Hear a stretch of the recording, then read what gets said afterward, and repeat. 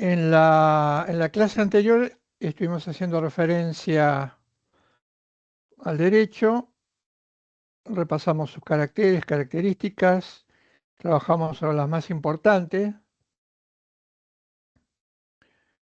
y sobre el final hicimos una referencia a la pregunta clave en filosofía del derecho. Todos los filósofos del derecho que han discutido la cuestión lo ponen de resalto. Por ejemplo, para poner un nombre, si se quiere, paradigmático o, o uno de los pensadores actuales más importantes en filosofía del derecho, que se llama un alemán, que se llama Robert Alexi, con una teoría muy innovadora, producida en el último siglo, que es la teoría discursiva o la teoría del diálogo. Él dice que el problema fundamental de la filosofía del derecho implica dos posiciones que han estado y estarán contrapuestas, porque él considera que indudablemente no va a ser una cuestión que pueda resolverse de una manera, de una vez y para siempre, que no amerite nuevas discusiones, nuevos argumentos, etcétera.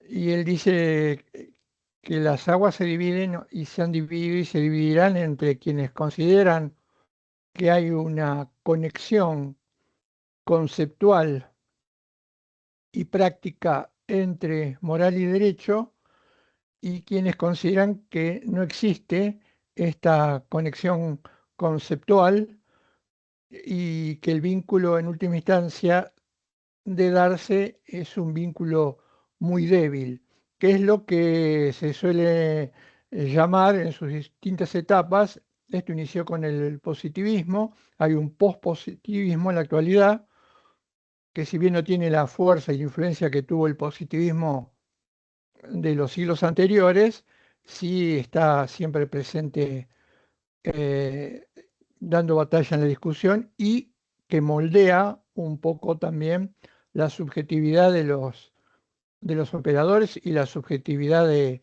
los que convivimos en sociedad. No se olviden que todos estos debates, más allá de ser debates, después inciden de alguna u otra manera en las prácticas. Esto es lo más importante y lo más delicado.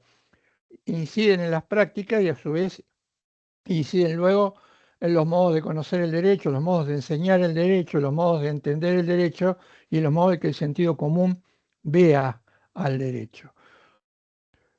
Por eso nos incluimos dentro de la primera postura. Él la llama posturas cognitivistas. ¿Qué quiere decir que son posturas cognitivistas? Son posturas que afirman que se puede conocer esas exigencias o esos valores o esa moralidad, y que además a partir de ese conocimiento podemos emitimos juicios que también pueden ser considerados verdaderos o falsos. A diferencia, como creo que comentaba en la última clase, a diferencia del estándar de validez de verdad de las ciencias, al menos del modelo decimonónico de ciencia, que ya lo conocemos porque hablamos muchas veces de él, a diferencia de ese modelo decimonónico, tiene otros criterios para convalidar la verdad o la falsedad de los juicios que moralmente emitimos. Acá hay un dato importante que lleva un poco agua al molino de las lecturas como la nuestra. Por ejemplo, en opinión de Carlos Santiago Nino, un dato, un enorme filósofo del derecho argentino, un enorme dato, un dato muy importante es analizar cuál es la fenomenología de lo moral en la sociedad. Y él dice, sería muy extraño que a lo largo de siglos los seres humanos discutan y discutan constantemente sobre cuestiones valorativas o cuestiones morales y que en definitiva después prediquemos que la moralidad no existe y no tiene ninguna importancia o no está conectada con el derecho. Él dice, este dato es clave, con lo cual no zanja la discusión, pero sí nos pone muy cerca o pone muy cerca a una lectura como la nuestra de ese dato.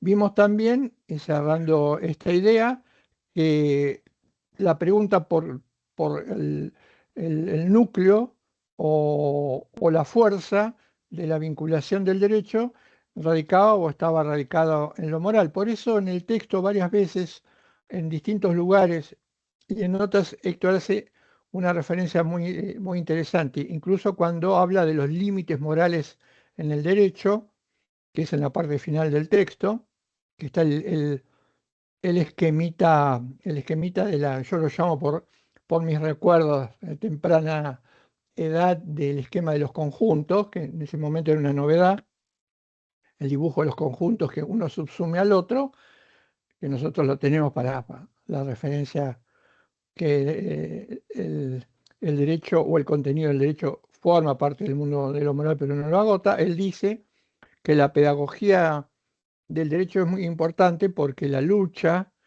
por el derecho no es una lucha de la fuerza, sino que es una lucha de la conciencia. ¿Mm?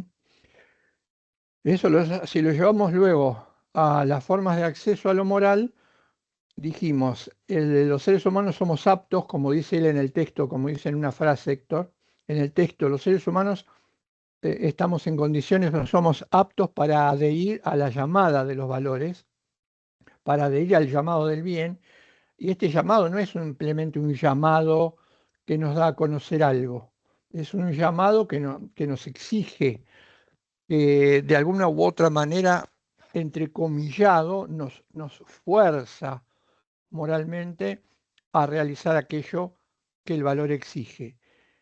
Y en este caso, diríamos, siguiendo a Remy Quant, dentro del mundo de los valores, soportando a todos ellos, está el valor más importante, que es el valor de la coexistencia. Remy Quant dice, el valor más importante es el ser junto con los otros.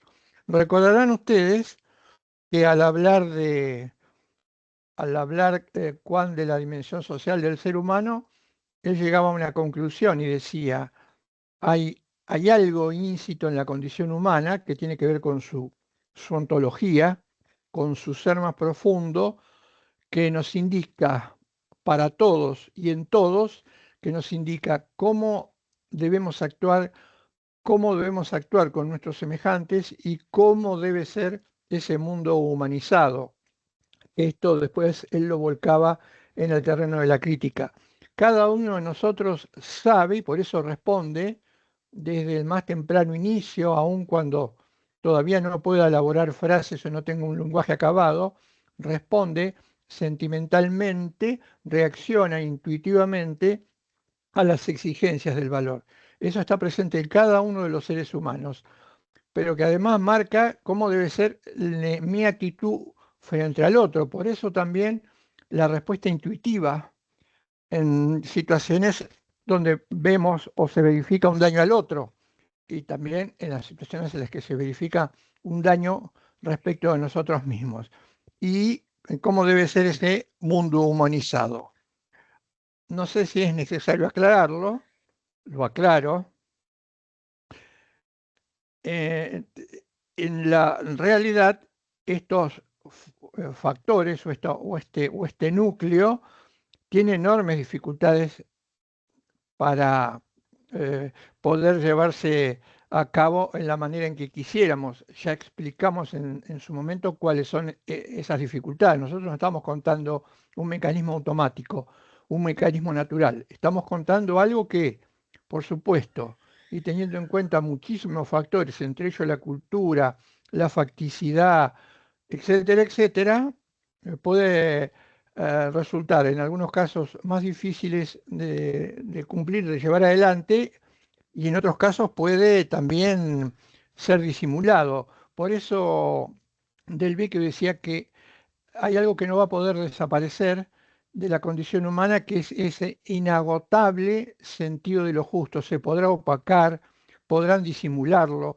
se podrá naturalizar lo contrario, se podrá adormecer, como en las épocas en las que vivimos, muchas veces el sentido de lo justo, pero Del Vecchio dice, pero no puede desaparecer, es inagotable. ¿M? Lo podemos tapar, manipular, disfrazar, negar, ocultar, parecer que lo que se naturaliza y se da es lo correcto, pero en algún momento vuelve a reaparecer.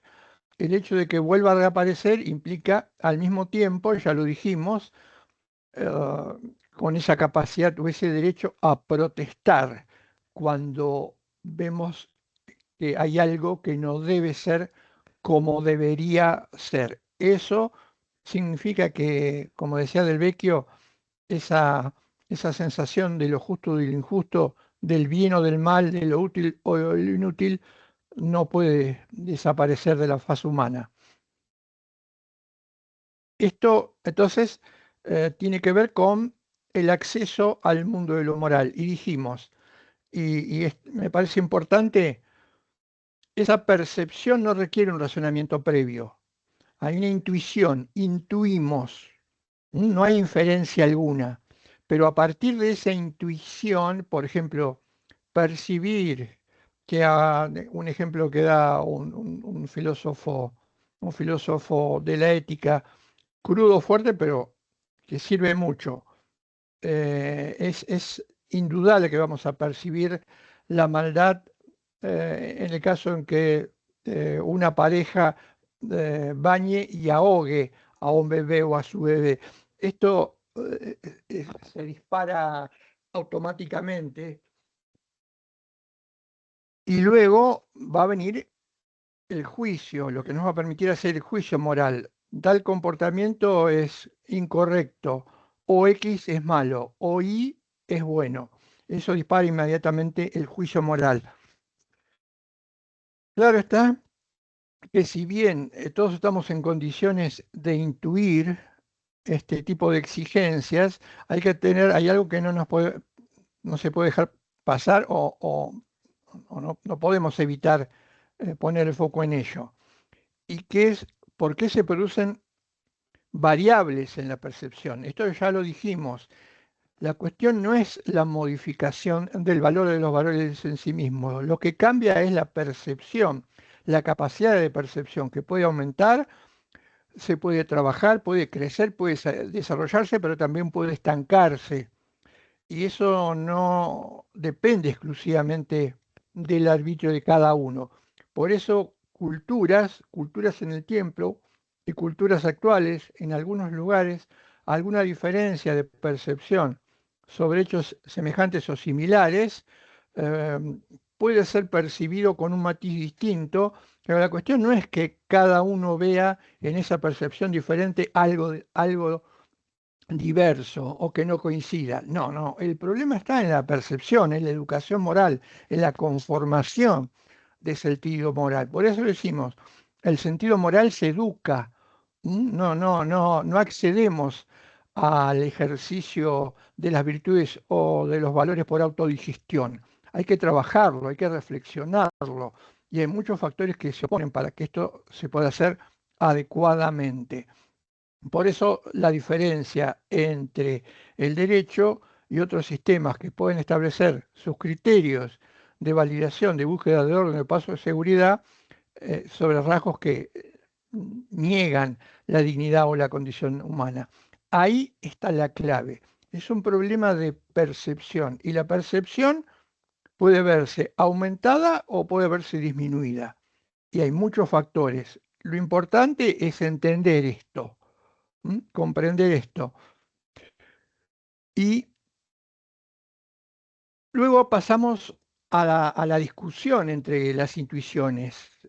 Tampoco significa que todos tengamos o intuyamos o percibamos exactamente igual diferentes situaciones. Puede serlo con matices, algunos en mayor o menor medida. ¿Qué es lo que ocurre luego? Luego viene el debate, viene la confrontación, el enriquecimiento de intuiciones, la reflexión madura y profunda. Esto ya lo sabemos o tendríamos que aprenderlo. La verdad sobre cualquier cuestión, y en este caso la verdad moral, solo es el resultado del intercambio del argumento, de la argumentación, de la justificación. entre diferentes lecturas o puntos de vista. Era lo que hablábamos de cómo combatíamos el reduccionismo. El reduccionismo solo se combate cediendo en el error, y esto tiene que ver con el intercambio y creciendo con el intercambio en aquello que antes nos parecía de una manera y hoy nos parece de una manera diferente, y al mismo tiempo en ese diálogo aportando para otros y haciendo ver a los otros que en tal punto estaban equivocados. Y entonces así se va construyendo, vamos accediendo colectivamente al sentido de lo verdadero moralmente hablando. Pero esto requiere, insisto, diálogo, debate, reflexión profunda. De alguna manera somos, si se quiere, tal vez los demás no los vean así, podemos verlo nosotros, a nosotros mismos, en parte somos privilegiados porque nos estamos formando para hacer algo que otros es muy difícil que puedan hacer de manera natural o espontánea, formándonos para lograr una conciencia, que es el segundo paso, el acceso a los valores o los morales a partir del sentimiento, la intuición, el ver lo que nuestros sentidos no nos muestran, los sentidos habituales, y luego la segunda etapa, que es poder definir qué entendemos como bueno, malo, justo, injusto, útil o inútil, etcétera. Pero para esto, esto requiere formación, requiere reflexión, requiere trabajo, requiere búsqueda, investigación. ¿M? Por eso estamos en un lugar que debería ser apto para poder resaltar esas virtudes que están presentes en todos los seres humanos, pero como cuando vimos la crítica, y también es aplicable en este caso, hay una enorme diferencia para servir a la cultura y a la sociedad, quedándonos exclusivamente en la crítica antipredicativa, lo que sería exclusivamente en el sentimiento, le hacemos un flaquísimo favor a la organización social si luego no pasamos, no somos capaces de pasar al segundo estadio, que es el de la conciencia, que es el de la crítica aplicativa, que es el uso de aquellas palabras técnicas o de derecho natural, perdón, técnicas o naturales, de lenguaje natural, que nos permitan definir lo justo. No tendría ningún sentido saber que hay algo que no está bien si luego no podemos definir concretamente, agotar la realidad que nos lleva al por qué eso no está bien o por qué eso me incomoda. ¿Mm? Por un ejemplo muy pueril, pero me parece que encaja como anillo al dedo, en algún momento en la temprana edad nos quejamos, lloramos sin saber bien por qué, pero algo nos está pasando y probablemente algo nos estén haciendo. Ahora, después hay que pasar al otro, definir. No me gusta, el no me gusta por el esto está mal, por esto, por esto, por esto, por esto, por esto y por esto. Y ahí estamos definiendo, racionalizando, poniendo en valor una racionalidad que los modernos negaron, que es la razón práctica, un pequeño curso teórico chiquitito. Los seres humanos somos, como dije, seres racionales, pero la razón tiene dos dimensiones, o si se quiere es bidimensional. Hay una razón que es una razón teorética o una razón que nos permite conocer, y es lo que en la modernidad se llamó la razón instrumental. Acá quedaron anclados las lecturas positivistas en la razón instrumental. La razón instrumental, ¿qué nos permite? Nos permite conocer. ¿Conocer qué? Por eso es instrumento. Conocer qué medios nos permiten alcanzar de la mejor manera, y ahí entra en juego costo-beneficio, las finalidades que cada uno de nosotros se proponga. A esto hacía referencia Kelsen y hizo referencia los modernos. Soy racional en la medida que escojo los mejores medios. ¿Cuáles son los mejores medios? Lo reitero, aquellos que me permiten, bajo la dualidad costo-beneficio, alcanzar el beneficio con muy poco costo. Esto es lo que luego económicamente o en economía o en la actualidad algunos autores denominan la ley de utilidad. hasta decir, algunos de ellos no sin razón, pero esto ya creo que se marcó en su momento o es un momento antropológico, que la ley de utilidad está manejando la subjetividad humana. La ley de utilidad es, estamos volcados totalmente a la búsqueda de muchos beneficios al menor costo. Y en economía ahí va a aparecer lo que se llama la tasa de ganancia. Pero volviendo a la racionalidad, hay otra parte también muy importante. Si se quiere, la primera se pone en juego la voluntad, es conocer simplemente. Pero hay una dimensión segunda y más importante que es la razón práctica, de praxis, de comportamiento. Todo eso que tiene la razón instrumental se tiene que plasmar porque también tenemos que actuar, pero tenemos que actuar adecuadamente, correctamente. La razón práctica es la que permite definir qué comportamiento es el adecuado, es el correcto, el bueno, el justo, etcétera. Esto es una facultad de la razón práctica. Como sabemos, y yo les dije, y autores como Alexi han hecho un aporte muy sustancial a esto, hay un intento de rehabilitar la razón práctica, que se había descuidado, negado, ocultado en el siglo anterior. Hoy hay un intento de rehabilitarla. Hay, por supuesto, diferentes teorías, diferentes mecanismos, pero lo importante es que esta razón práctica tiene que actuar e interactuar junto con la primera y esto nos permite descubrir el camino de lo verdadero, de lo correcto, de lo moralmente adecuado. Esto entonces en cuanto a las vías de acceso a lo moral, la llegada a lo moral, la reflexión sobre lo moral, la posibilidad de definir la justicia, defender la idea de que se pueden encontrar criterios de razonabilidad para resolver los conflictos de intereses, que es posible que los conflictos de intereses no se resuelven exclusivamente por la fuerza o por el criterio de un tercero que detenta empíricamente cierta autoridad o puede imponer ciertos castigos. Hay mecanismos que nos permiten resolver de manera racional estas diferencias o estas controversias. Ahí es donde esta razón se conecta o está conectada con el derecho.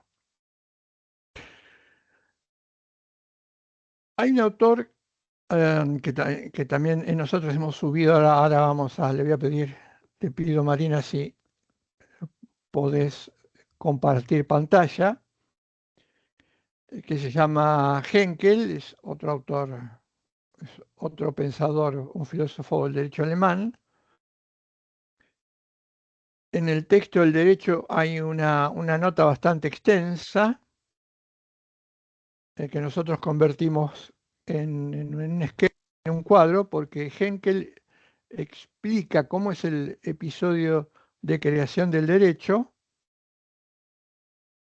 Y vamos a la placa de Henkel.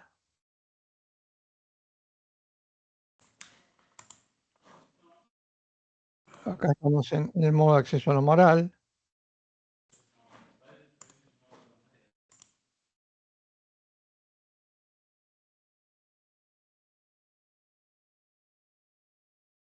Ahí está.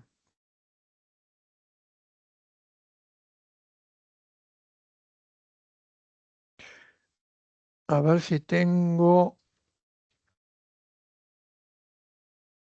la nota a mano. Y después volvemos. Henkel nos va a explicar cómo es el episodio de creación del derecho. Él lo hace de una manera muy clara.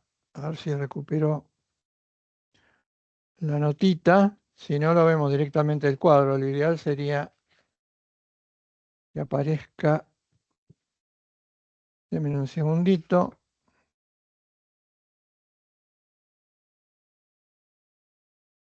A ver si puedo recuperar la notita. Acá está. El derecho es la nota 25 de Henkel. La voy a leer y después lo vamos viendo rápidamente en el cuadro. Henkel, Heinrich Henkel, opúsculo citado, página 106. Al establecer exigencias de comportamiento, el derecho presupone un campo de libertad del comportamiento humano sustraído a la forzosidad de la ley de la naturaleza. Pero esto, porque si no, no tengo luz, pero eso todavía no basta como presupuesto ontológico fundamental del derecho.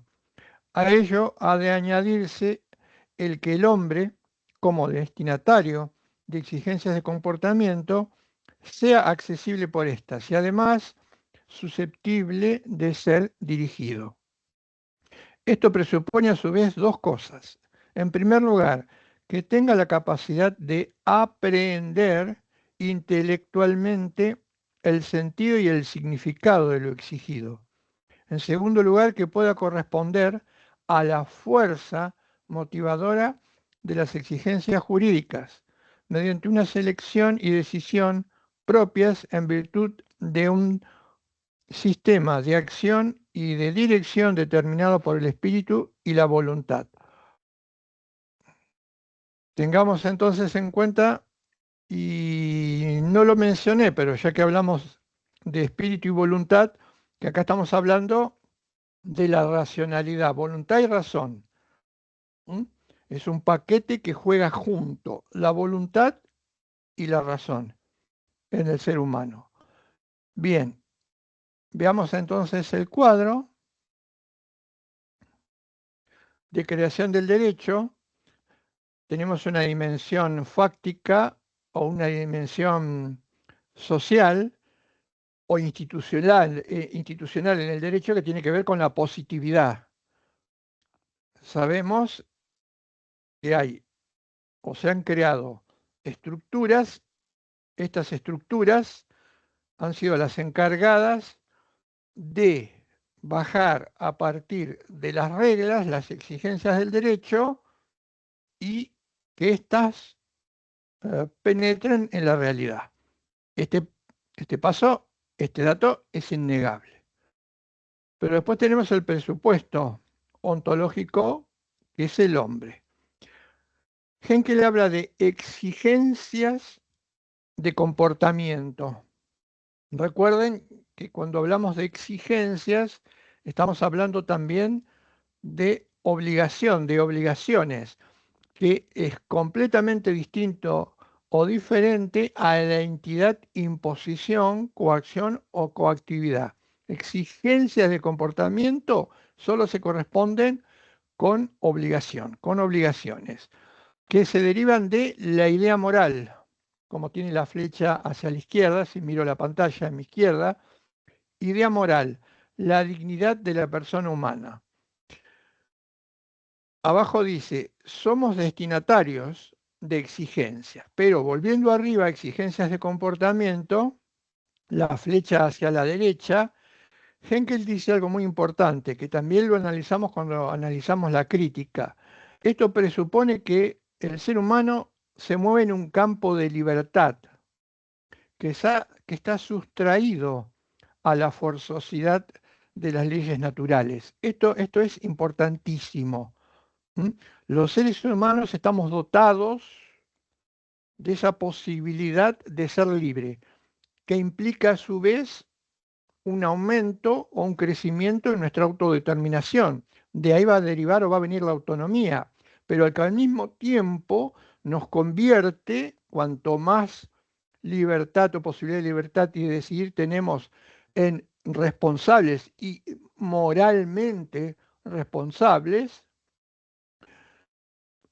Y no puede hablarse acá de fatalidad.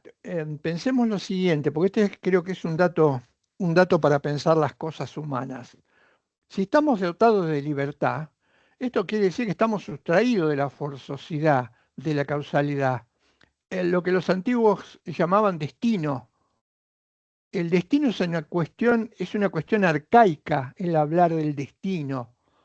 Es una cuestión arcaica, lo que hablaban las culturas en los comienzos de la humanidad, cuando pensaban que la realidad del ser humano ya estaba asignada o estaba determinada.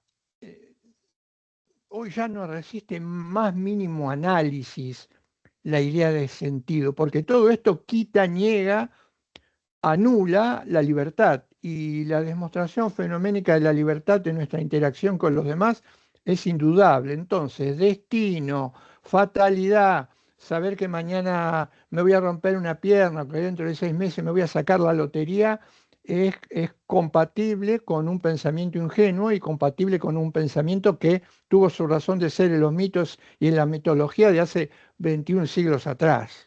¿Mm? Eh, Hagámosle honor a esas posibilidades que tenemos que tienen que ver con la racionalidad.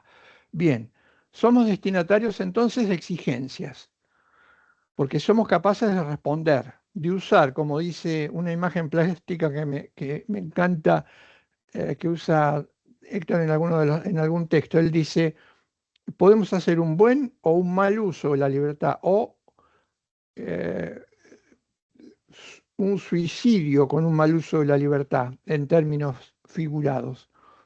Somos destinatarios. Dos cosas implica que seamos destinatarios de esas exigencias: que seamos accesibles y susceptibles de ser dirigidos. Acá hay algo clave. Primero, accesible. Los seres humanos estamos en condiciones de comprender, de entender estas exigencias morales que se traducen de la positividad a la juridicidad en reglas. Repito, los seres humanos estamos preparados para que esas exigencias puedan ser entendidas y comprendidas, entendidas y comprendidas. La irracionalidad implica que yo no entiendo, no comprendo, y lo único que puedo hacer es cumplir, obedecer ciegamente. Eso no tiene nada que ver con la racionalidad del ser humano. Por lo tanto, es un absoluto desquicio pensar un sistema que desconoce la capacidad que tienen los seres humanos de entender y de comprender exigencias que tiene como sustrato o como contenido variables morales, y por lo tanto susceptible de ser dirigido o guiado. ¿Mm? Creo que los dos términos eh, son perfectamente compatibles. Tal vez sea una cuestión de traducción, de ser guiado o dirigido. ¿Mm? Guiado o dirigido no es lo mismo que mandado u ordenado. Guiado o dirigido significa que entiendo aquello se me pide, porque comprendo que aquello que se me pide tiene que ver con mi propio desarrollo personal. Esto es el ámbito del derecho. ¿Mm? Porque puedo ser guiado o puedo ser dirigido. Tener que hacer o tener que dejar de hacer, que no puedo entender, no se preocupan porque lo comprenda, pero me asustan con el castigo o la sanción, parecería que no estuviéramos hablando de personas, de seres humanos, incluso hasta diría en un grado más bajo que el adiestramiento de un animal, como contaba en la clase anterior. Sin embargo, somos adiestrados. Esto es lo que tiene que, entonces, esto es lo que hay que incorporar. ¿Mm? Un ejemplo muy sencillo para que se vea que todo esto lleva a una adhesión, a un impulso a cumplirlo. Supongamos que, este era un ejemplo que daba muchísimas veces en Introducción al Derecho, materia que hace un tiempo que no doy, pero que di durante muchísimos años. Y mi ejemplo venía de esta manera. Yo decía, si yo les dijera al término de la clase que tienen que leer determinados textos como parte de la aprobación del contenido de la materia, pero esos textos, o ese texto que yo les indico que tienen que leer, Es un texto que no tiene nada que ver ni con el derecho, ni con la filosofía, ni con la política. Sin embargo, yo les digo, tienen que leer ese texto. Por supuesto, lo primero que ustedes, aunque no me lo manifiesten, van a pensar es, no entiendo por qué tengo que leer esto, que no tiene nada que ver, no sé si lo voy a poder entender, no lo leí nunca y no veo relación alguna, ni remota, remotísima, con lo que sea el derecho. Yo soy consciente de esto, pero alguien me dice, si vos le das leer, le sugieres que lean esto, la mayoría ni lo va a mirar, ni lo va a leer, o va a intentar leerlo, lo va a dejar, o va a suponer que lo tuyo es una exigencia retórica. Entonces, me doy cuenta de esto y les digo, ¿saben que tengo una estadística? He hecho una estadística a lo largo de mis cursos y esa es simplemente un dato que quiero compartir con ustedes. Esa estadística me dice que las personas que leen el texto, que demuestran que han leído el texto y que yo les pregunto sobre ese texto, es una estadística que no sé si puede tener valor o no valor, son los que han aprobado el curso. Acá se ve claramente cómo yo estoy induciendo de una manera, si se quiere, tramposa, pero efectiva, a la lectura de ese texto, porque la primera conclusión que sacan es si me lo va a preguntar, si no lo sé, voy a perder el curso. Así que me guste o no me guste, me sirva o no me sirva, lo entiendo o no lo entienda, no tengan ni idea de para qué tengo que leer esto, lo voy a tener que hacer. Esta sería la parte 1. Parte 2. Yo les digo a ustedes, ante una pregunta, me han hecho preguntas, han hecho algunas preguntas, yo les puedo decir, ¿te interesa este tema? Veo es importante, apuntás algo que me hace pensar y creo, noto tu interés, ¿por qué no lees tal capítulo o tal texto? ¿Mm? Tómate un tiempo, fíjate, bajalo, andá a la biblioteca, bueno, ya está un poco en desuso de la biblioteca, y léelo, porque veo que tiene un interés cierto, veo que apunta bien, veo que la pregunta y la duda hay que repensarla antes de contestarlo. Y, no, fíjate,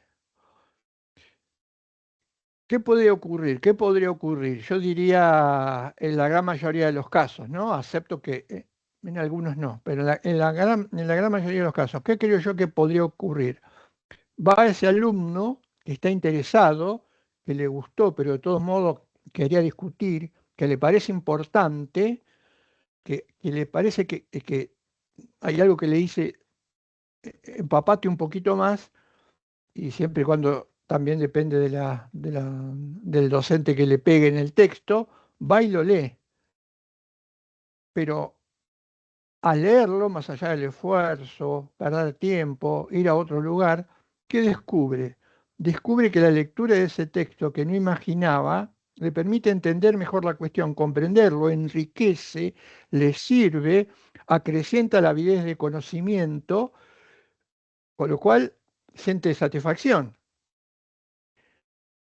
Y puede llegar a pensar, en un momento creí que era tiempo perdido, que me dijeran que tenía que leer tal texto, pero ahora descubro que no fue tiempo perdido, porque mejoré, el tema me encantó, quiero leer más, estoy mejor y más preparado. No. Cerrando el ejemplo, esto implica que se sugirió algo que después la propia persona descubrió que tenía que ver con su propio desarrollo y ya no se convirtió en un mandato, en una orden, en algo a desgano, en algo que no entendía, se convirtió en algo que adhería.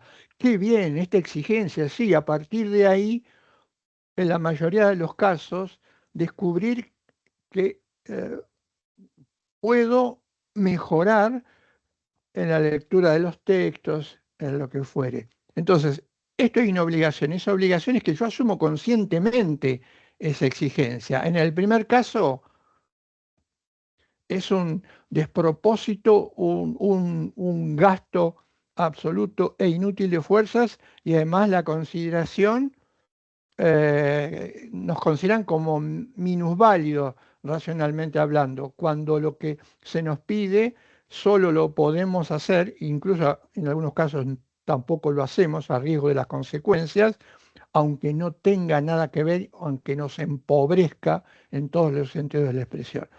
Por eso, accesible y susceptible de ser dirigido. Así opera el derecho. A la izquierda, bajamos, la idea moral se mediatiza, articula en reglas, dice Héctor, que él lo llama posición de derecho. La posición del derecho, lo voy a parafrasear del texto, es el traslado de la idea moral a las reglas. Esto se llama posición de derecho.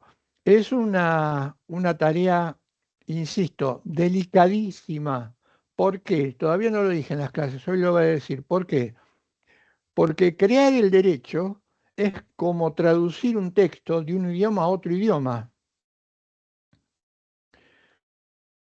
Tengo que tener muy en claro cuando traduzco del inglés al castellano porque hay enormes diferencias y modismos y giros entre el inglés y el castellano. Entonces, cualquier error en la traducción implica que yo no esté pasando al castellano adecuadamente aquello que alguien quiere conocer, que no entiende y no sabe porque está en otro idioma. Esto pasa con el derecho. Las exigencias morales tienen que ser no solamente leídas, intuidas, sino que tiene que usarse un lenguaje que permita que los otros lo comprendan o lo entiendan.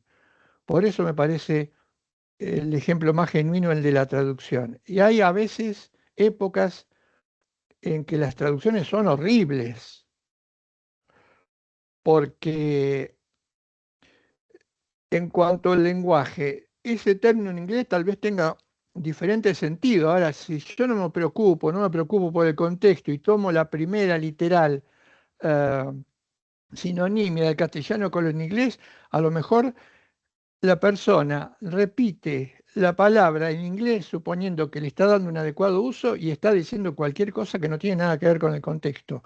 Esto puede pasar en el derecho. Por eso dice, llevado al plano del derecho, dice Héctor, el derecho es el diálogo, no su formalización. ¿Mm? El derecho es diálogo, respeto, no su formalización. Es contenido, no su forma. La forma, y esto es muy difícil, simplemente tiene que mostrar adecuadamente el contenido. El derecho no es la forma, es el contenido. ¿Mm? Si la traducción es buena. Abajo, vivencia axiológica, sentir o intuir el valor. Se afina o educa, que es lo que estamos haciendo en la facultad, todos, nosotros lo seguimos haciendo y ustedes lo están haciendo. Se afina o educa. Hay que estudiar. No se aprende inglés de manera natural. No se es justo de manera natural. No se es virtuoso de manera natural. No se actúa correctamente de manera natural. Hay que estudiar, hay que prepararse, hay que afinar o educar ese sentimiento o intuir el valor. Que, como dice abajo, pueden votarse. Esto es lo que decía Del Vecchio.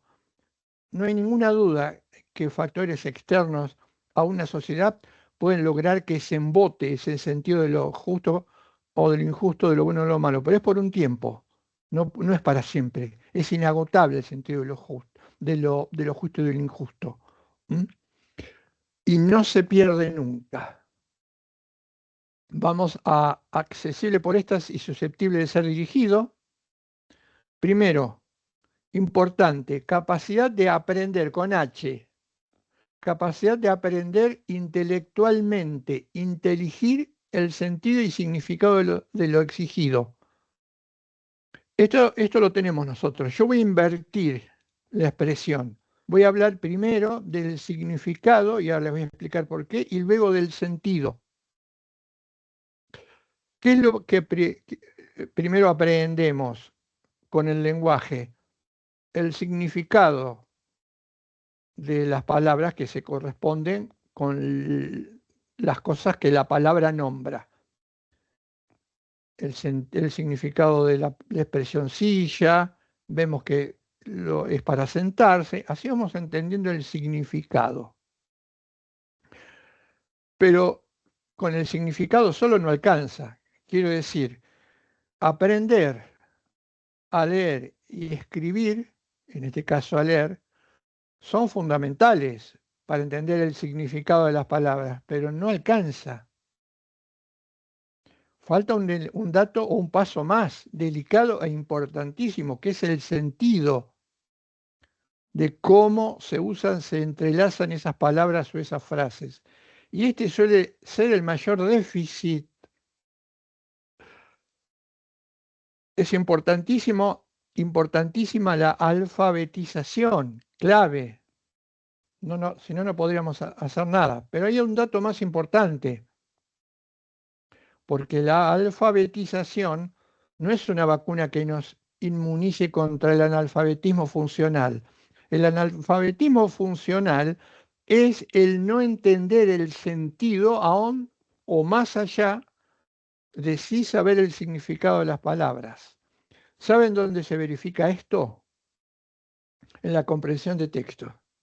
Un dato fundamental para saber si somos capaces, no solo de, por supuesto, si veo en un texto que dice la palabra natural, pero después, cuando leo el texto, entiendo el sentido, por qué dice eso, no, por qué se entrelaza de otra manera. Bueno, esto es lo que el segundo paso es lo que se llama descubrir el sentido. ¿Dónde se verifican las dificultades? En la comprensión de texto. No se comprende el texto. ¿Sabés qué quiere decir cada una de las palabras que están en el texto? Sí. ¿Entendés el sentido? No. Ahí hay otro problema. Por eso no alcanza con la alfabetización. Porque está el analfabetismo funcional, que es la no comprensión. Somos capaces de entender, pero son dos cosas que van ligadas. El significado y el sentido. Estamos en condiciones de aprender. Pero, repito, lamentablemente no es de manera natural ni espontánea. Segundo, que pueda corresponder a la fuerza motivadora de las exigencias jurídicas. Es decir, si siento que mi comportamiento tiene que ser en tal sentido, estoy obligado porque es lo correcto, me tengo que poner en movimiento. Tengo que corresponder a la fuerza motivadora. Sabemos que la fuerza motivadora de las exigencias jurídicas solo puede ser si realmente es una fuerza que me motive exigencias morales, pero yo también tengo que corresponder a exigencia moral. Porque el resultado es el movimiento, el ponerme en acción. El quietismo implica que hay un problema en la comprensión. Hay una cuestión que hoy se discute mucho y es muy interesante, y también tendría que ver con las reglas, es decir, estoy indignado. ¿Qué implica que estoy indignado? Estoy indignado porque esto me parece injusto, pero a los 2 segundos di vuelta de hoja. ¿Cómo? La indignación, que implica sentir que algo no está bien, impele a actuar en consecuencia. Si no, es simplemente una expresión de deseos, un discurso.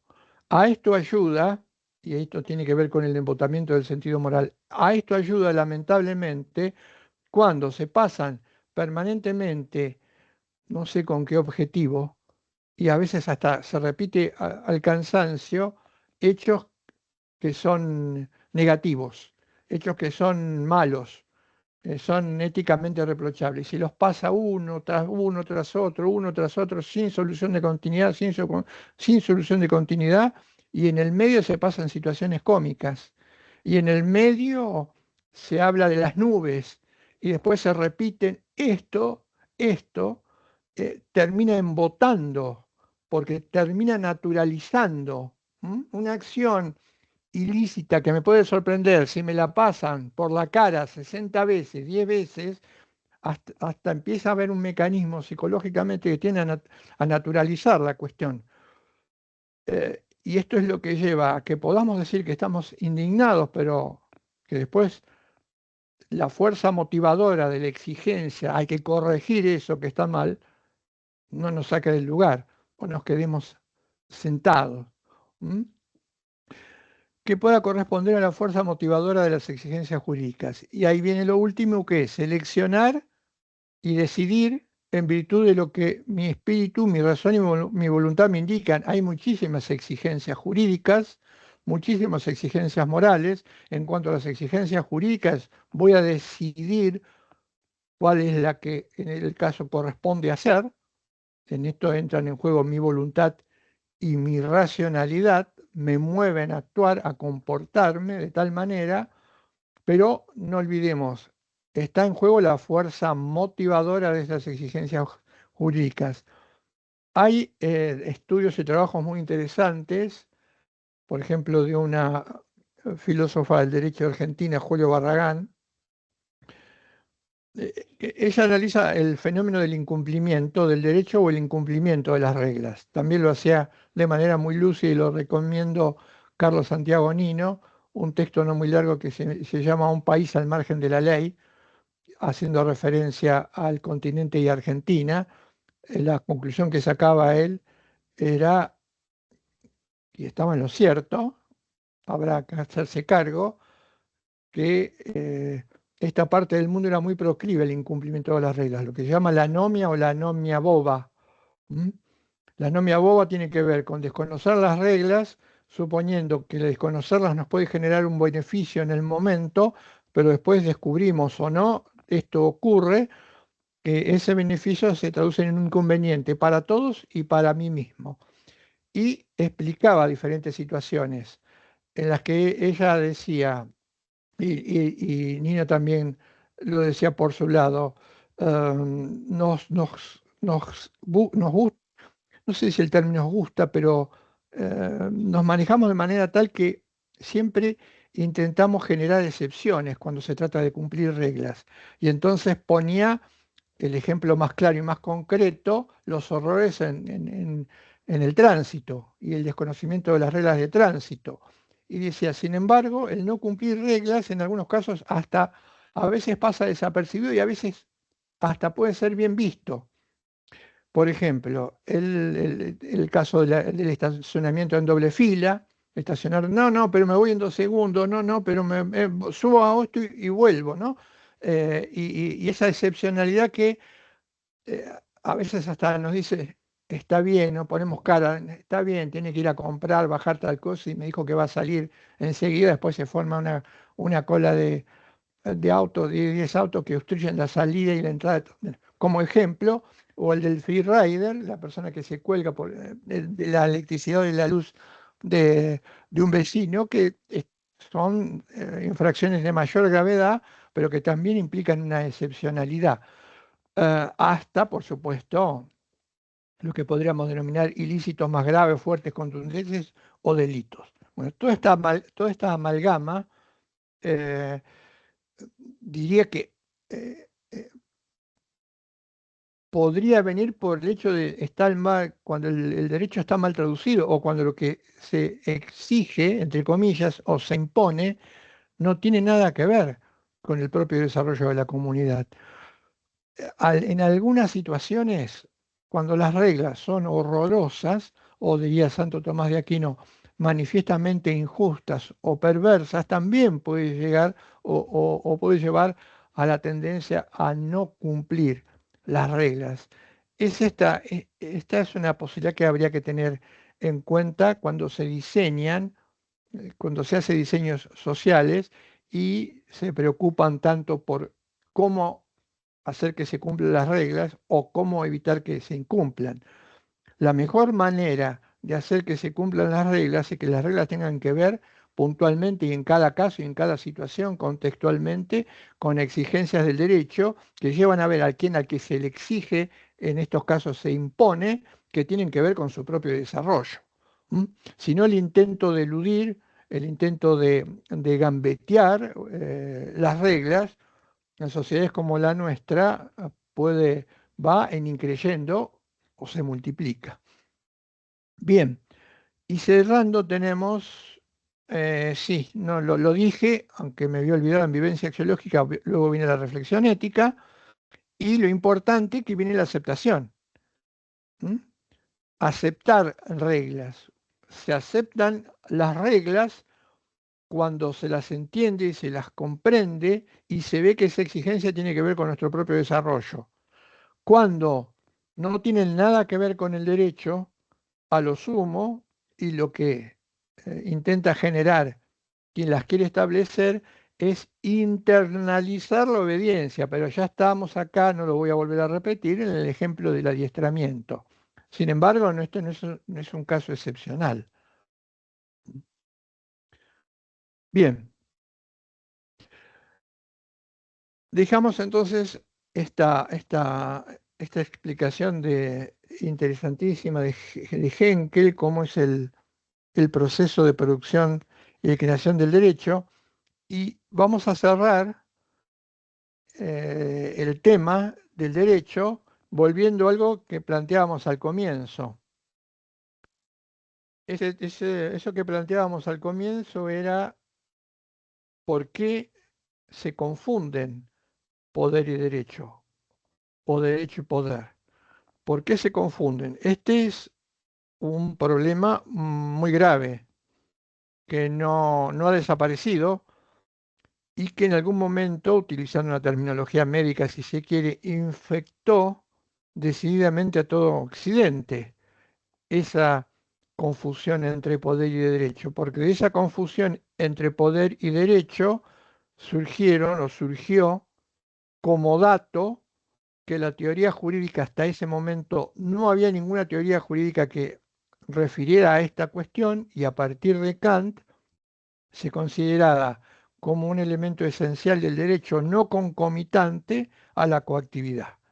Ese fue uno de los frutos de esa confusión conceptual entre poder y derecho. ¿Por qué se produce esa confusión? Algo allá lo adelantamos, lo repasamos y después incorporamos un último dato muy importante. Todo, creo que todo el diseño de una carrera, si se trata de una carrera como el derecho, tiene que girar o tendría que girar, o uno estaría apto para hacer valer el derecho afuera si aprobara y demostrara que tiene herramientas que le permiten no confundir poder y derecho. Creo que sería una prueba de validez, pero habría que darle un poco más de tiempo. ¿No? Sería como la residencia de los médicos.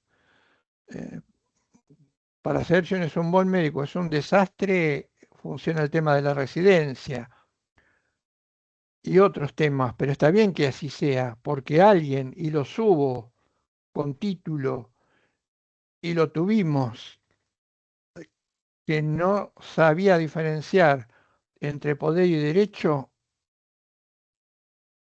ha ocurrido, puede, puede ocurrir, lamentablemente, en detrimento de una sociedad, del sistema democrático y del sistema jurídico. Son tres. Héctor dice algo al comienzo sobre el derecho y el poder. Él dice lo siguiente: la teoría tiene enormes, decimonónica, tiene enormes dificultades para poder concebir la existencia del derecho sin el poder al mismo tiempo. Y es cierto, y dice, muchos incluso dirían que carece de sentido pensar o hablar del derecho sin una referencia al poder. Pero precisemos, esto es cierto, precisemos un poco mejor la cuestión. Y hablemos rápidamente del poder, porque hay que hacer una distinción que al hablar del lugar sociológico no hicimos. Y es un tema, dice, en un trabajo, en un artículo complejo. ¿Qué queremos decir cuando decimos poder?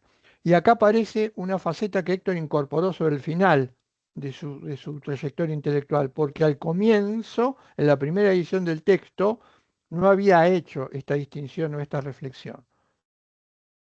Y es la siguiente. Él dice, en su sentido más primigenio, poder refiere a una capacidad de hacer que todos los seres humanos tenemos. Él dice, habla de un poder hacer. Y esto dice, puede entenderse como un poder bueno, un significado bueno de la noción de poder.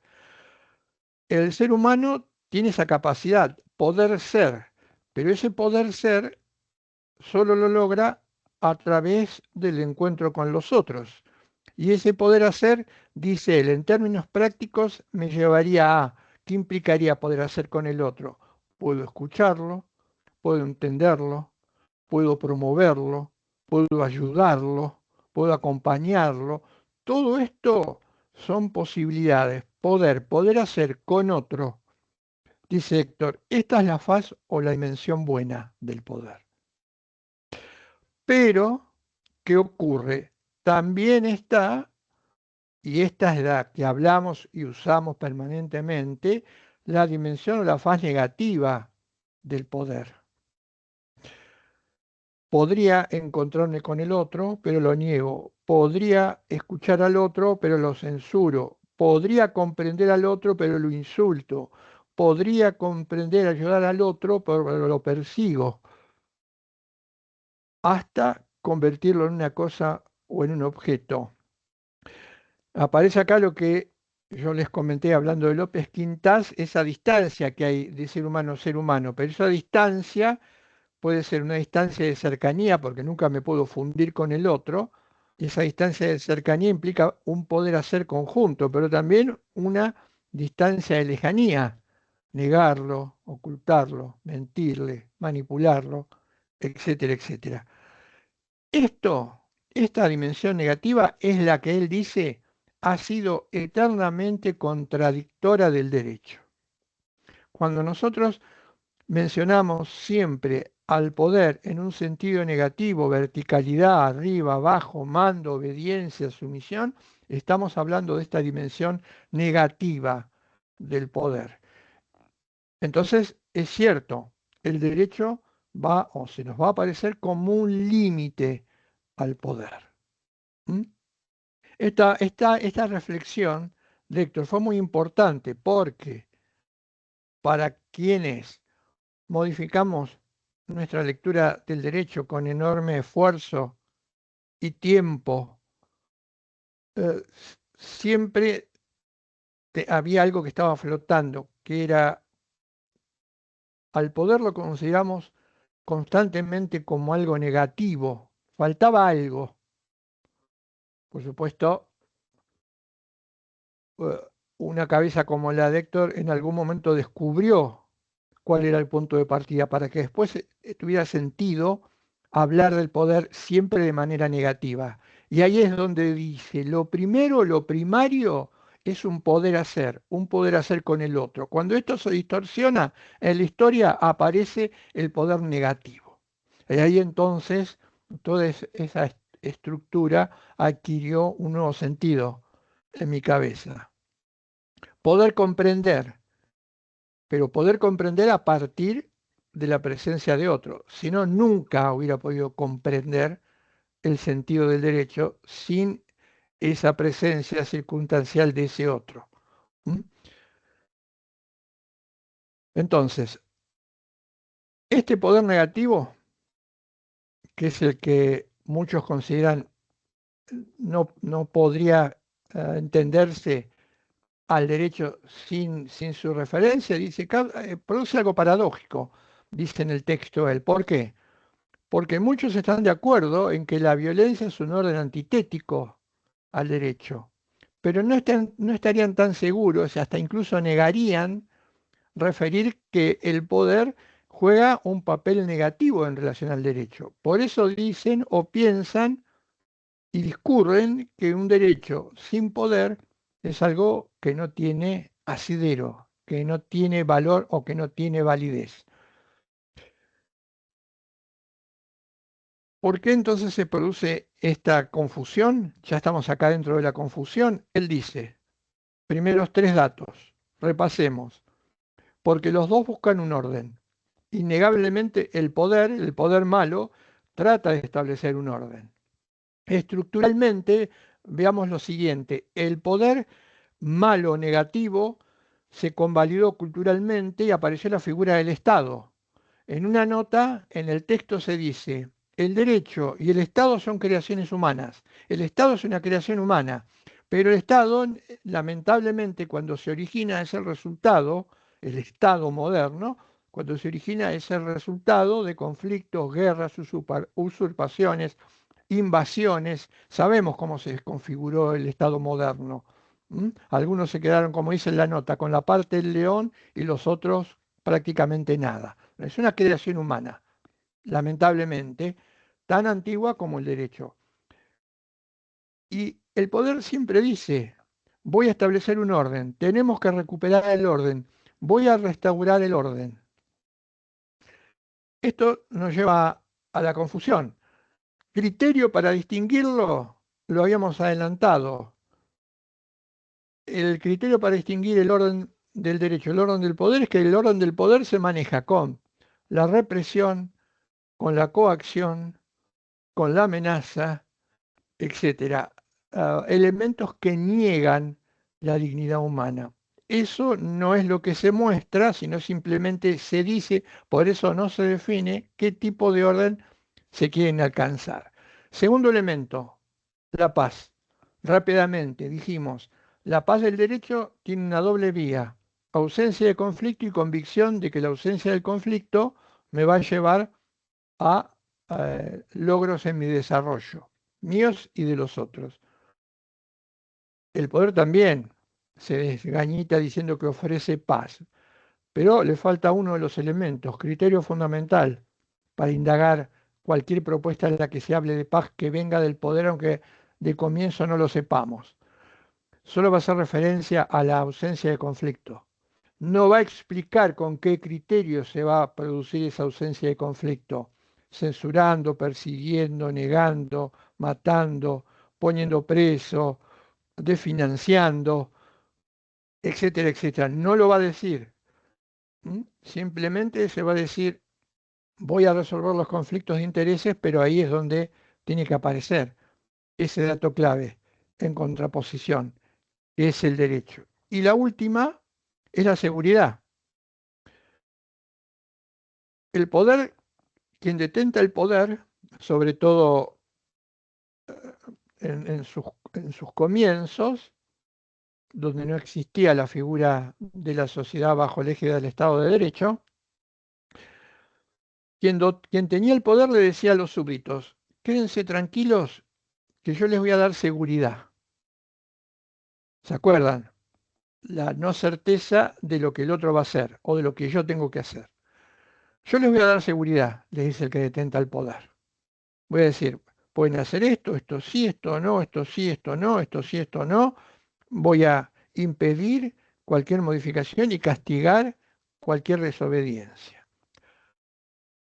Pero falta un dato importante, porque está el que manda y el que obedece. Y yo le digo a los que obedecen, quédense tranquilos que van a estar ciertos respecto de los demás. Ahora, algún desprevenido, algún distraído podría preguntar, pero esa relación de seguridad entre nosotros también corre con usted, y el que detenta el poder diría, no, conmigo eso no corre, esa es una regla para ustedes. Conmigo no hay seguridad. Por lo tanto, como lo ha sido históricamente, quedamos librados al arbitrio y al capricho de el que detenta el poder en términos empíricos. La seguridad no llega hasta ahí. La seguridad del derecho, que es una seguridad que se apoya en consideraciones de carácter valorativo y moral, tiene en cuenta al todo, a la autoridad, a los gobernantes, a los gobernados, etcétera, etcétera. Pero acá tenemos un dato importante. No, desconocer esto implica confundir poder y derecho. Habría uno más que tiene que ver con lo que nosotros denominamos puntos críticos de convergencia entre poder y derecho. Y el primero y más sencillo, yo creo haber hecho ya alguna referencia, es que tanto el poder como el derecho se expresan en reglas. El poder también elabora reglas.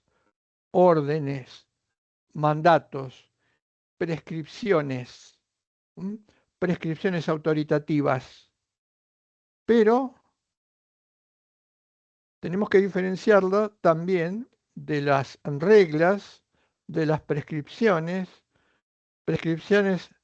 autoritativas, pero en última instancia, prescripciones justificadas, ¿m? O si se quiere, prescripciones jurídicas. ¿Por qué? A diferencia de la primera, la simple orden o el simple mandato, en la regla del derecho, todo el peso, todo se juega a partir del contenido de la misma. Por eso, y de manera muy sencilla, las lecturas positivistas, neopositivismo, pospositivismo, que todavía siguen dando vuelta, hacen referencia a que la regla es regla exclusivamente porque la dicta quien tiene la capacidad de hacerla. Y ahí se terminó la discusión. Apoyados en un comienzo en la modernidad por la famosa frase de Rousseau, ¿no? La voluntad, en última instancia, la voluntad soberana, la última voluntad, la última ratio de lo social es la voluntad de todos los que conforman el entramado o el contrato social. La voluntad, no la racionalidad, o la razón teorética, no la razón práctica. Bien, este es un elemento a tener en cuenta. Los dos se expresan en reglas.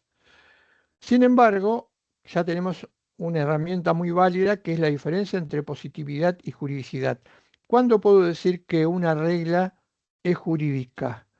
¿O dónde tengo que buscar para saber si una regla es jurídica? Primero, no tengo que buscar en la regla en sí misma como forma, como formalidad, porque lo que la hace jurídica es algo completamente diferente de lo que la hace positiva. Esto lo dice, lo habrán visto si leyeron el trabajo de Héctor. Hay datos que no tienen que ver con la positividad que la definen como jurídico. Ahora les voy a contar voy a novelar un poco el Estado de Derecho y se va a entender mejor. Este dato también hay que tenerlo en cuenta. Vamos a lo más fuerte del argumento. Hoy les dije, poder y derecho tuvieron, o poder y reconocimiento tuvieron una existencia desde los orígenes de la cultura.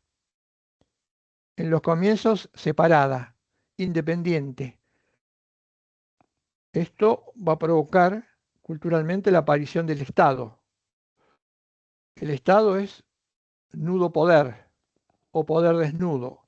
Durante muchos siglos existieron las reglas, el derecho, existieron reglas en etapas primigenias que tenían que ver con la costumbre, la realización de comportamientos que venían exigidos, no se sabía cuál era el origen o de dónde, pero que se cumplían, y por otro lado el Estado omnipresente y que todo lo podía. De ahí el Estado absoluto, los estados absolutistas. El único límite era el capricho y el arbitrio de él que detentaba el poder. Basta con estudiarlo o haber leído, haber estudiado historia o leer un poco sobre la historia de la humanidad. Por lo tanto, coexistían diferentes formas de relación social hasta que, antagónicas, esto ya lo sabemos, son antagónicos, es antagónico el respeto, el reconocimiento con el poder, hasta que se produce una situación, culturalmente hablando, interesante, y que es la combinación de dos paradigmas, como paradigmas opuestos, reconocimiento y poder. Por muchos factores, lo que había estado durante siglos separado, por eso hablamos de punto crítico de convergencia, se amalgaman, se juntan, se vinculan. ¿Qué quiere decir punto crítico de convergencia? Un lugar en donde de una manera inestable, conflictiva, difícil, conviven dos elementos que esencialmente son totalmente contrapuestos. Vamos a hacerlo como una especie de historia. ¿Cómo sería si se tratara de contar un relato, una historia? Ah, ¿cómo se llama esa figura? Se llama el Estado de Derecho.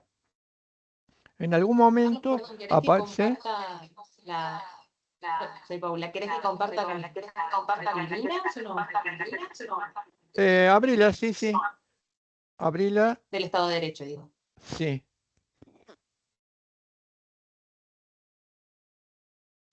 Carlos, no sé si me escucha. Retomo entonces el relato. ¿Cómo se produjo el Estado de Derecho? Hagamos como una especie de novela o de relato. Supongamos que se encuentran dos personas que son diametralmente opuestas. Vamos a jugar con el ejemplo, una persona que es por antonomasia o per se mala y una persona que es por antonomasia per se buena. No coinciden, no coincidirían nunca. Sus formas de comportamiento son totalmente contradictorias. Pero el azar, el destino, lo que fuere, vale la expresión en en una cuestión novelada, los hace coincidir en un lugar físico, una casa.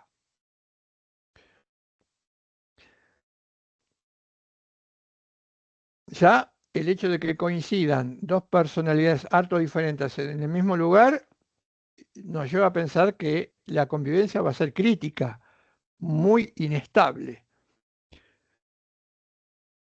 ¿Qué puede ocurrir?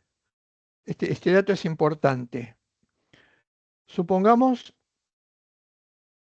que yo observo que empiezan a convivir, me retiro y vuelvo al año, año y medio,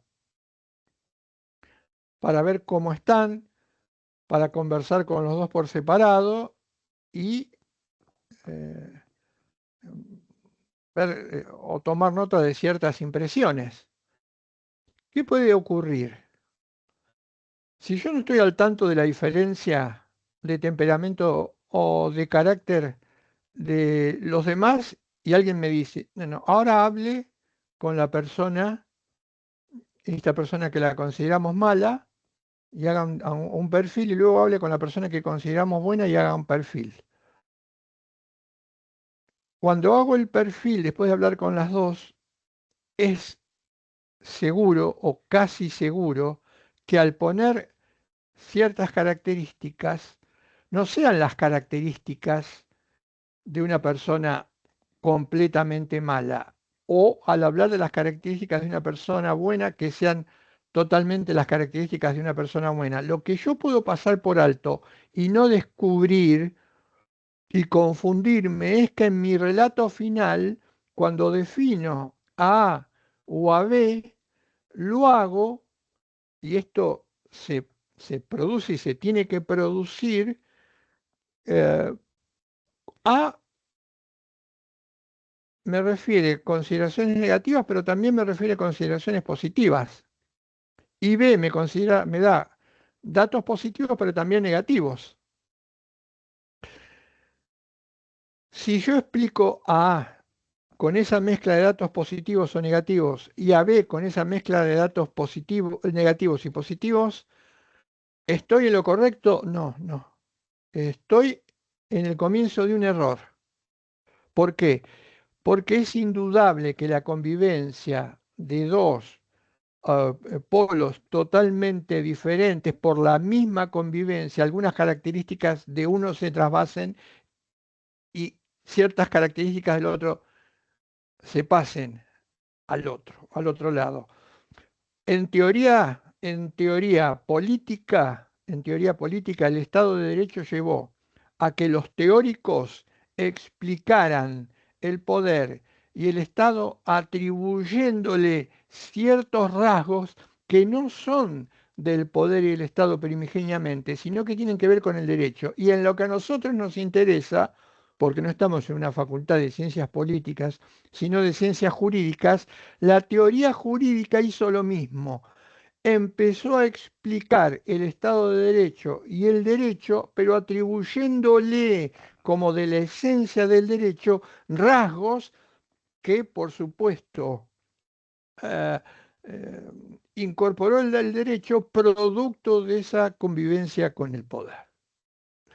Esto no se percibió, esto se desarrolló y esto teóricamente es lo que va a llevar a la confusión entre poder y derecho. Repito, en nuestro caso se ve muy claramente en la teoría jurídica moderna cuando intentan describir al derecho que ciertos elementos que aparecen en esa descripción tienen que ver con el poder. Si no estoy al tanto de esto, si no percibo esto, lo que se transmite es una lectura del Estado de Derecho o del derecho que ya no es una lectura que respete los rasgos esenciales del derecho, todo lo contrario, o por lo contrario, como en el caso de la coactividad, aparece reflejando datos que necesariamente se involucraron en esa situación producto de la convivencia. Si vamos concretamente a datos o relatos o cuestiones técnicas, diríamos lo siguiente: ¿qué pasó en el Estado de Derecho? En el Estado de Derecho pasó que la creación del derecho se originaba en referencia a lo que podíamos denominar principios o valores o exigencias valorativas que no tenían un origen ni un tiempo determinado. Cuando aparece el Estado de Derecho y aparece el Estado, y acá retomamos un diálogo ficticio, el Estado tiene que convivir con el respeto, con el reconocimiento recíproco, con el derecho. Entonces dice, nos tenemos que poner de acuerdo. Imagino esta conversación, nos tenemos que poner de acuerdo, porque ahora las cosas son diferentes. Tenemos que coexistir.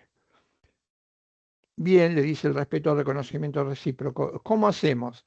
El Estado se adelanta, da el primer paso y le dice, bien, vamos a hacer lo siguiente. Nos vamos a quedar con ciertas prerrogativas y ceder otras. Pero arranca en primer lugar y le dice al derecho, yo me voy a quedar con lo siguiente. Me voy a quedar con la elaboración, creación, elaboración y aplicación de las reglas. Toda la formulación de las reglas las voy a hacer yo. Toda la creación de las reglas van a partir de mí. Por eso tenemos los poderes. Al efecto va a haber un poder, el poder legislativo. Al efecto va a haber un poder, el poder ejecutivo, que las puede establecer en consumo. Y al efecto va a haber un poder judicial que va a hacerlas cumplir. Pero, repito, el Estado le dice al derecho, esa prerrogativa es mía.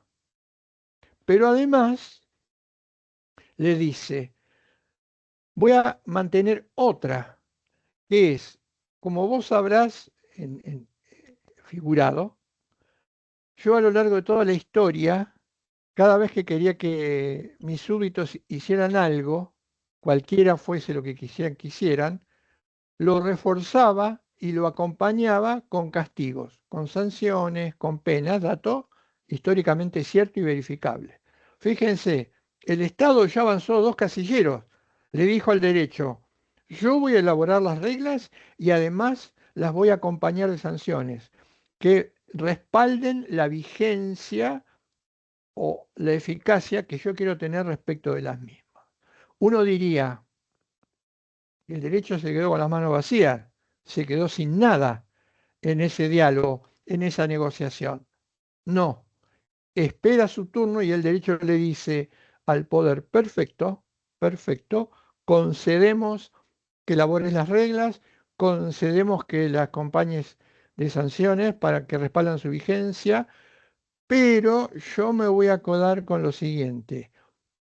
Hoy a esto lo podríamos denominar, me voy a quedar con el test de juridicidad. Es decir, voy a ser yo el que establezca en todos los casos cuál es el criterio que va a definir, convertir en válida, en obligatoria a esa norma o en jurídica. Soy yo el que va a poner el criterio que termine convirtiendo, convalidando o generando una norma jurídica en sentido estricto. Por supuesto, al hacer esto, ese test de juridicidad venía de la mano de que toda regla tiene que tener incorporada una exigencia, un valor moral cuyo paraguas es el respeto a la dignidad humana. Sin este criterio, dice el derecho, esas normas podrán ser lo que quieran ser, pero no ser jurídicas.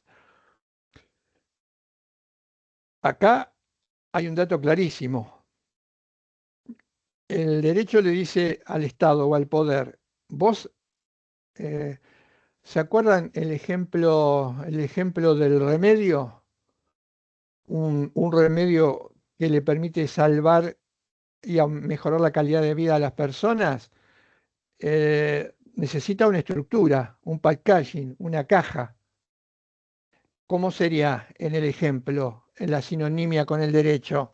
Hacer la caja, armar la estructura, pero el contenido, la receta para que eso sea un remedio, los ingredientes te los doy yo, no los pones vos. Porque escuché que hay un médico que decía que podemos meter cualquier cosa dentro del remedio. Total, el remedio es la caja, la estructura. ¿Quién se va a fijar qué tiene dentro? No, no. El contenido, la fórmula para que no se mueran todos, es la fórmula del derecho. Si no, eso no es un remedio. Como dice Negri, hay una equivalencia meramente formal. ¿Mm? Cuando el poder hace esto y pretende disfrazarse de derecho sin ese test de juridicidad, él dice, hay una equivalencia, pero esa equivalencia es meramente formal. ¿Qué ocurrió? Así planteas las cosas que ocurrió. Y ocurrió que empezó a funcionar la elaboración de reglas, pero lo que en un momento era la bajada de una regla como principio jurídico válido, no dañar a otro, a los hechos concretos, apareció una estructura elaborada por el Estado, apareció la ley del Estado.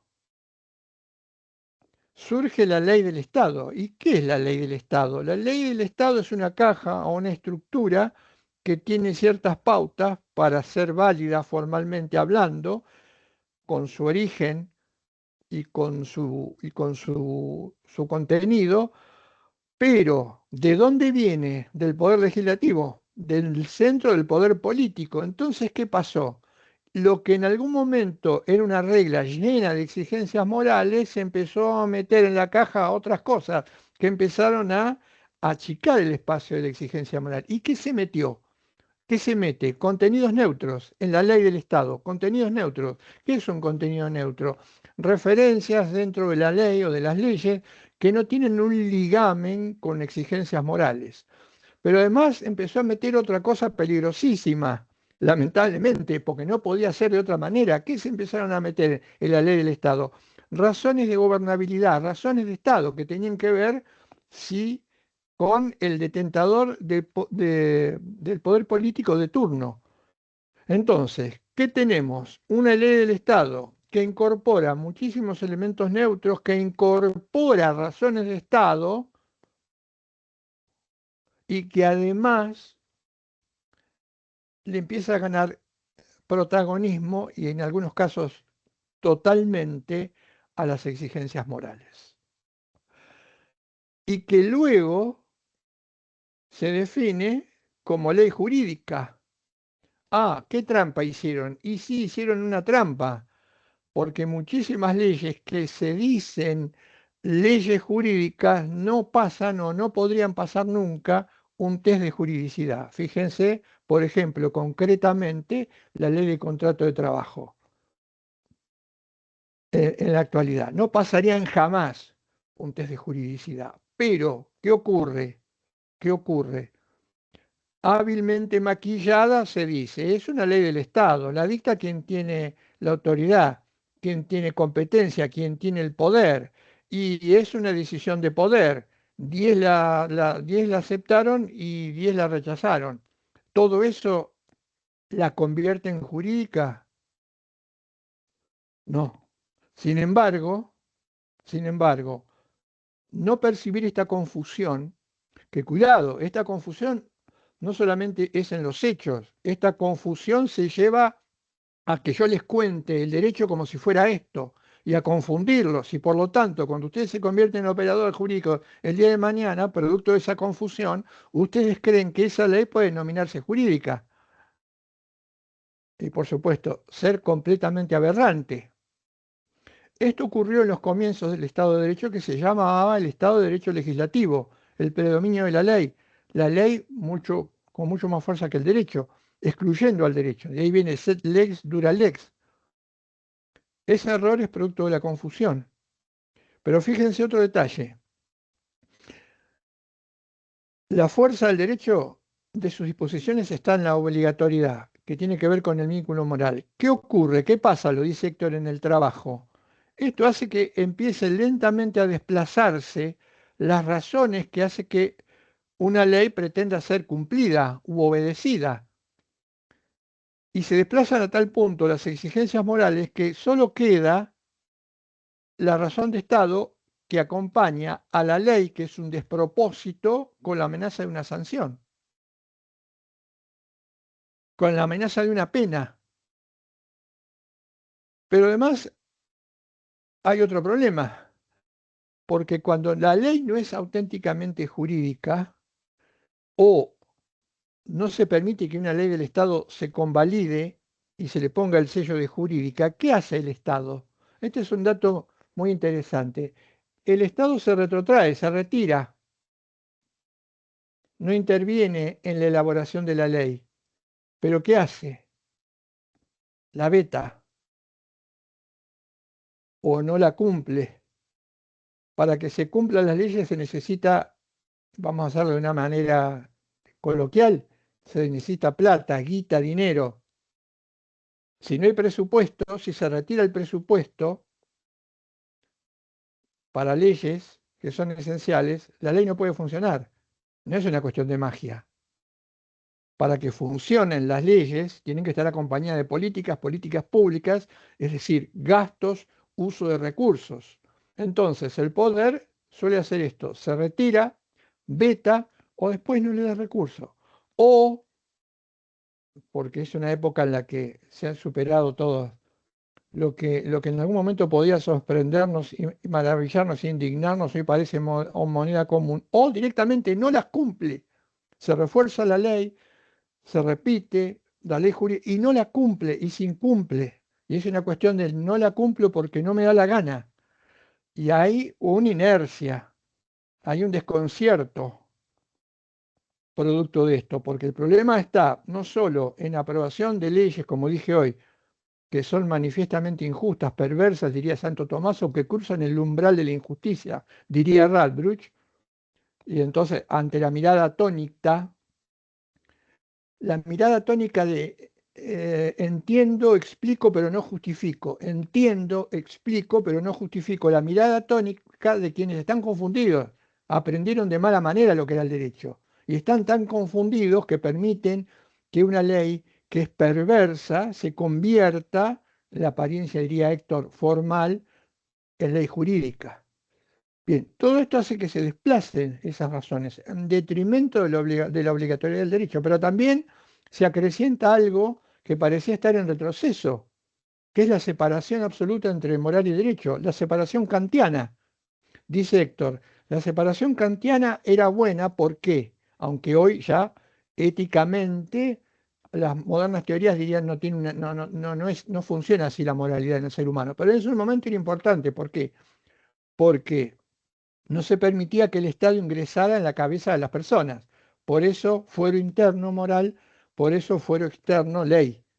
Pero dice, esto hace que hoy se separe, empieza a separarse nuevamente la moralidad, la eticidad del derecho. Y dice Héctor, eso, el intento de que el poder no avasalle la conciencia de los sujetos, se podría lograr de otra manera. ¿Cómo se podría lograr de otra manera? Claro, se podría lograr de otra manera. Que el derecho limite al poder. Ahora, si el derecho, quienes lo elaboran, no se autoperciben realmente como derecho, no limitamos al poder, al contrario, le hacemos un flaquísimo favor a la sociedad. Y todo dentro del marco del Estado de Derecho. ¿Mm? Ahí está en el punto 6, amoralidad del derecho, separación del derecho y la moral. Fíjense en el segundo punto, la ley del Estado aparece desvinculada de compromisos morales esenciales. La ley de contrato de trabajo, de la que estaba hablando, no tiene un compromiso moral, pero no, ni en la última coma. Está transitada, está transitada por una negación de factores esenciales que hacen a la dignidad humana. Y fijémonos esto, hablamos de vinculación de la moral con el derecho. ¿Saben dónde están traducidas las exigencias morales? ¿Saben dónde están traducidas las exigencias morales? Al menos traducidas. Después que se cumplan, ¿dónde están traducidas? Todas las declaraciones de derechos humanos de los últimos 50 años traducen un lenguaje que baja las exigencias morales a las situaciones concretas o prácticas. Todos los derechos humanos o declaraciones de derechos humanos en todos los terrenos referencian o señalan la importancia de la dignidad humana y no la negación del ser humano cualquiera sea su condición, trabajador, empleado, obrero, abogado, ingeniero. ¿Mm? Ahí está, ahí está el lenguaje moral. Si quieren una prueba de cómo se traduce ese lenguaje moral a las reglas, fíjense las declaraciones de derechos universales. Claro, eh, siempre va a aparecer o puede aparecer que haga huelga fiesta. Y algún estado, algunos estados las desconocen. Ya cuando las desconocen no se incorpora. Ese es otro problema que habría que resolver. Y un último detalle que tiene que ver con la confusión para cerrar la cuestión. En esta convergencia crítica del Estado de Derecho.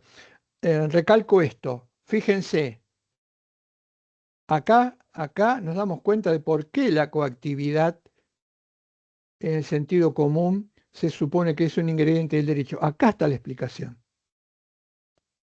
Claro, se juntaron, lo bueno y lo malo absorbieron de los dos lados y un despistado dice, la coactividad es un dato esencial del derecho. No, no, no.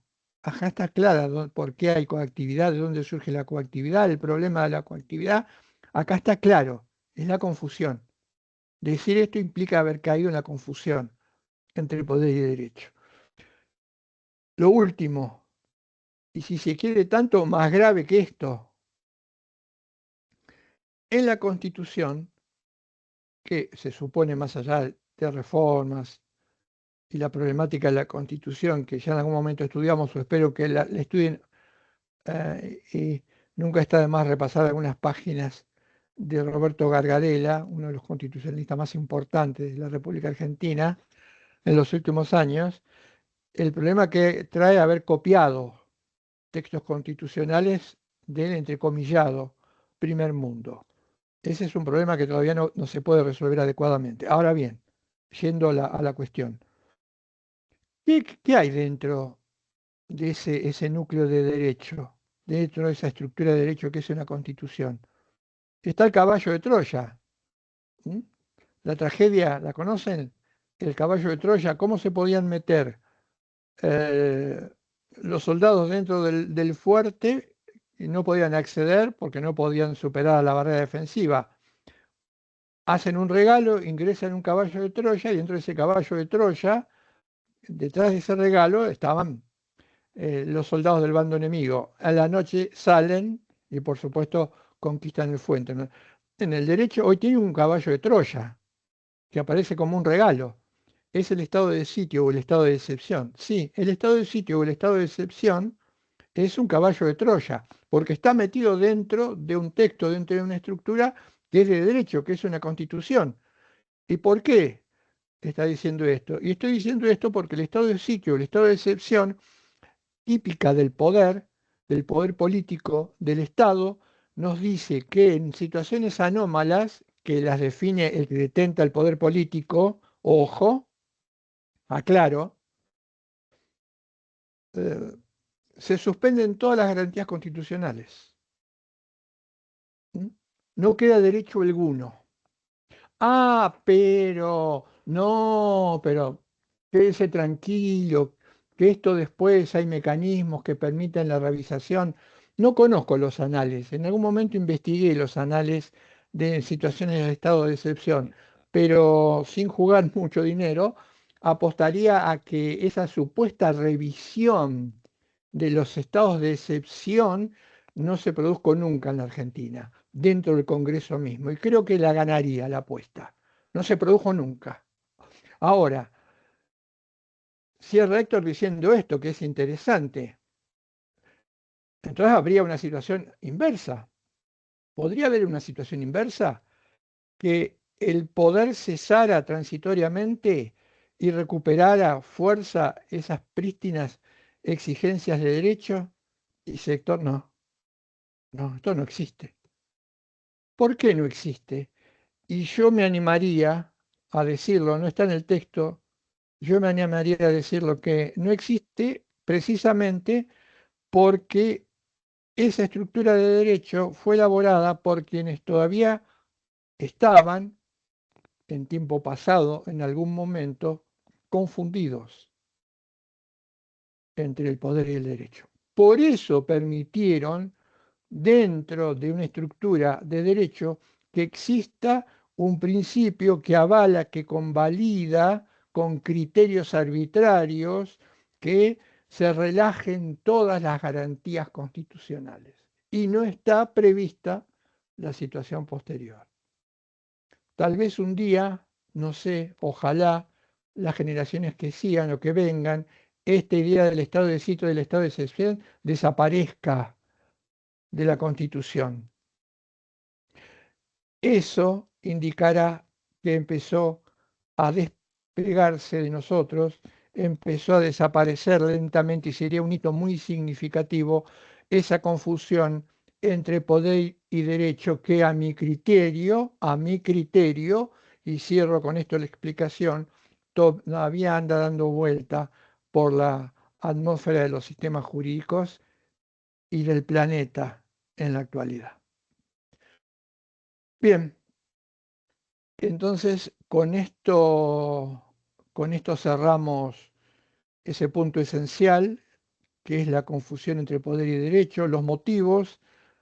Van a encontrar en el cuadro y en la filmina y en el texto con un poco más de detalle los puntos claves a los que yo hice referencia.